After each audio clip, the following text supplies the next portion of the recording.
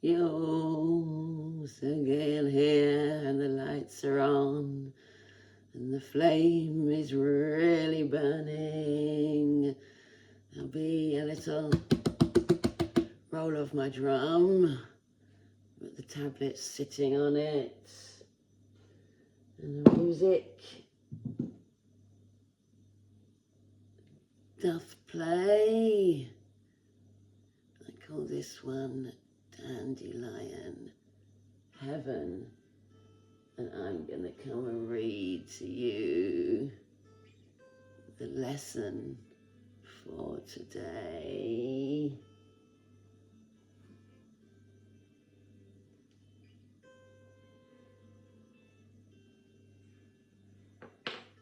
It's rather a long one. You need to remember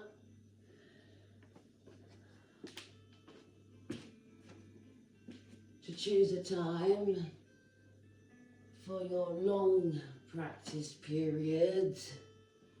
Today I'm choosing 2:22, even though I spend all my times these days doing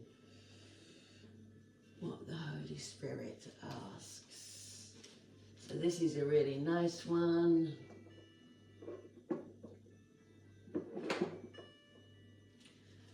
My happiness and my function are one. And as you couldn't see my sweatshirt yesterday, look at what it says. That's what we're all capable of being, because that's how we were created. My happiness and my function are one. You have surely noticed an emphasis throughout our recent lessons on the connection between fulfilling your function and achieving happiness. This is because you do not really see the connection. Yet there is more than just a connection between them. They are the same. Their forms are different, but their content is completely one. The ego does constant battle with the Holy Spirit on the fundamental question of what your function is. So does it do constant battle with the Holy Spirit about what your happiness is. It is not a two-way battle. The ego attacks and the Holy Spirit does not respond. He knows what your function is. He knows that it is your happiness. Today we will try to go past this wholly meaningless battle and arrive at the truth about your function. We will not engage in senseless arguments about what it is. We will not become hopelessly involved in defining happiness and determining the means for achieving it. We will not indulge the ego by listening to its attacks on truth. We will merely be glad that we can find out what it is. Our longer practice period today has as its purpose your acceptance of the fact that not only is there a very real connection between the function God gave you and your happiness, but that they are actually identical. God gives you only happiness. Therefore, the function he gave you must be happiness, even if it appears to be different. Today's exercises are an attempt to go beyond these differences in appearance and recognize a common content where it exists in truth.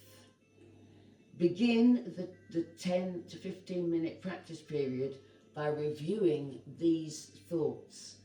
So this is for the longer period, as well it is for the shorter ones. 10 to 15 minutes can seem rather long, but I'm going to create a few little videos to accompany you and try and catch those opening poppies, so you can see the beauty of it all.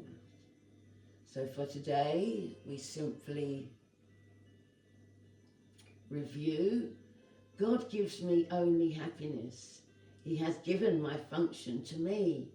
Therefore, my function must be happiness, and anything that gets in the way of that is obviously not for you.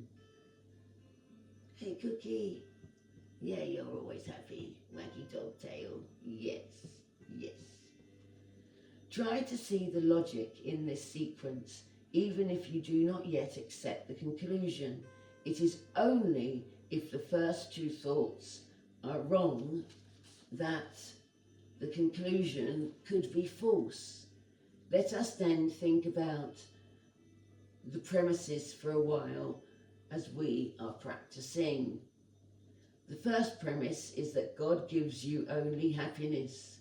This could be false, of course, but in order to be false, it is necessary to define God as something he is not. Love cannot be evil, and what is not happiness is evil. God cannot give what he does not have, and he cannot have what he is not.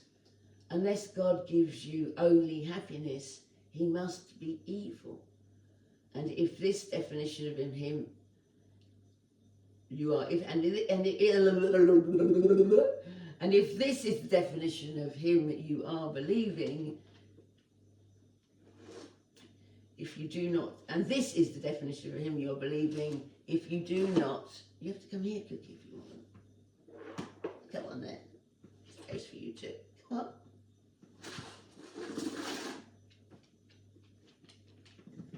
In there.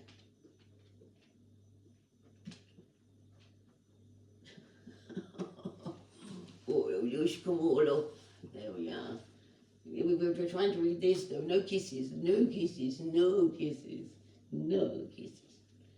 So this is the definition you are believing of him if you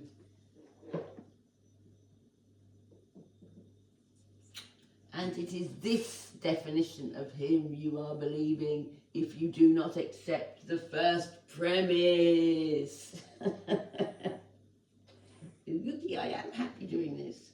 Okay, so let me read. Oh yes. The second premise is that God has given you your function. We have seen that there are only two parts of your mind. One is ruled by the ego and is made up of illusions. The other is the home of this Holy Spirit, where truth abides. There are no other guides but these to choose between, and no other outcomes possible as a result of your choice, but the fear that the ego always engenders, and the love that the Holy Spirit always offers to replace it. Yes, all that love, yes, yes. Thus, it must be your function is established by God, through which his voice, which is through his voice, or is made by the ego, which you have made to replace him. Which is true? Unless God gave your function to you, it must be the gift of the ego. Does the ego really have gifts to give? Being itself an illusion and suffering only the illusion of gifts. And offering the only illusion of gifts, which is actually suffering. There's nothing the matter, Cookie. We don't need to worry. We've got this, and it doesn't matter what they send our way. because we are super lovers, and I know exactly what to say. I'm just reading this the way the Holy Spirit wrote it, because that's what I've been asked to do. But yes, I can ad-lib and say it myself. Yes, because I know what's true is true. You're okay, Cookie. Nothing can get you either. Those bullies, they can all go away. Yes. We don't even need to send it back. We just alchemize everything. And the meanies just dissipate. I'm nearly finished, Cookie, and then I can be all yours. You are a little bit jealous, aren't you? But this is very important. Okay, popcorn. If you could have him on your lap, you can see he's so adorable. And he smells of popcorn.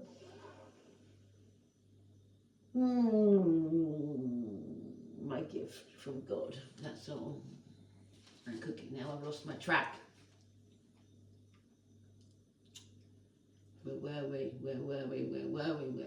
That light is really quite CRAP.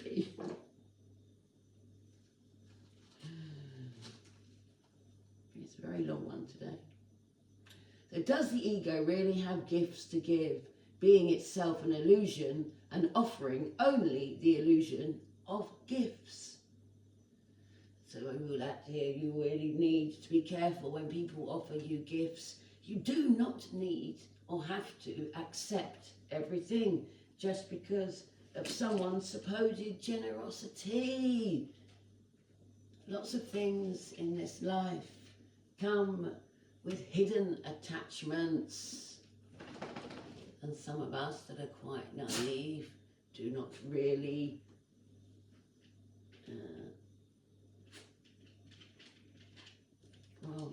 not often aware of that.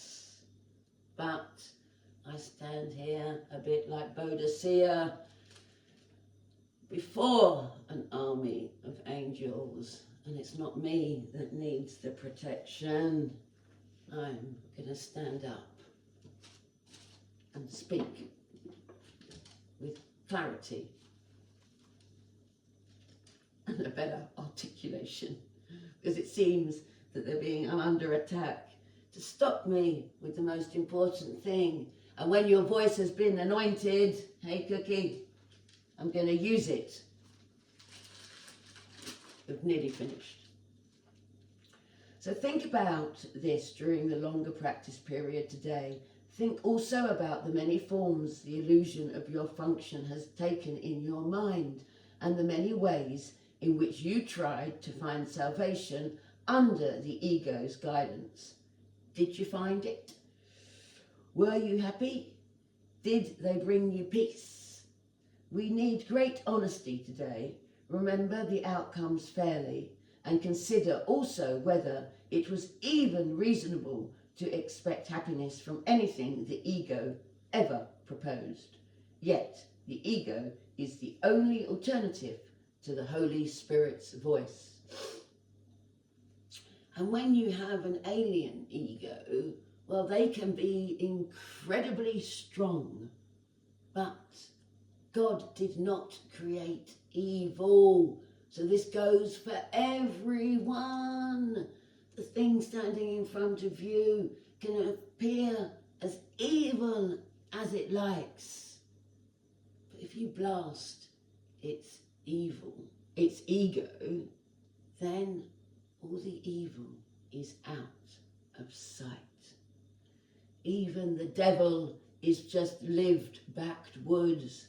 So think of what our minds have been conditioned to think, and start again and understand the miraculous power of happiness. You will listen to madness or hear the truth. Try to make this choice as you think about the premises on which your conclusion rests. We can share in this conclusion, but no other, for God himself shares it with us. Today's idea is another giant stride in the perception of the same as the same, and the different as the different. On one side stand all illusions, all truth stands on the other. Let us recognize, or let us realize, that only the truth is true. Oh, I probably will be singing my little song, Assume Today. Because those words, as you realize, in my collection, all come from reading this. But God will use you, and don't forget, even illness and injury are illusion.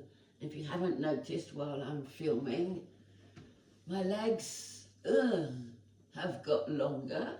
I'm far more flexible, and everything is changing. So when you realize that this body is just a frame, well, the miracles, well, they're unending. In the shorter practice periods, and we will do one now. Cookie, you've been out once already. You can wait there a little bit. In the shorter practice periods, which would be most helpful today if undertaken twice an hour, this form of application is suggested. My happiness and my function are one, and God has given me both. And if you realize, it gives me great happiness creating these videos for you. I am no longer timid and running in and out of shot. No, I enjoy all this creativity. And even though my, what do we call these? Utilities are minimal, we're getting on with it anyway. It will not take more than a minute, and probably even less, to repeat these words slowly and think about them while you say them. So we'll finish with another practice period before I let Cookie out. Remember to choose the time of your longer practice period now, and then stick to it, whatever happens. Take yourself away, and 10 to 15 minutes. I'll repeat once again, okay? God gives me only happiness. He has given my function to me, and therefore my function must be happiness. And see what thoughts appear to thee. So our last practice before I go, my happiness and my function are one, because God has given me both.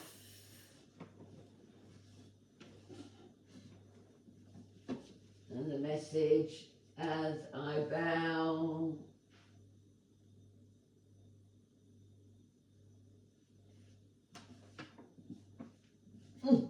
And get out of this uptime table somehow. There are no red flags here, but I wear my red socks because I do not have any red shoes. Although I might make myself a red hat so you can be amused.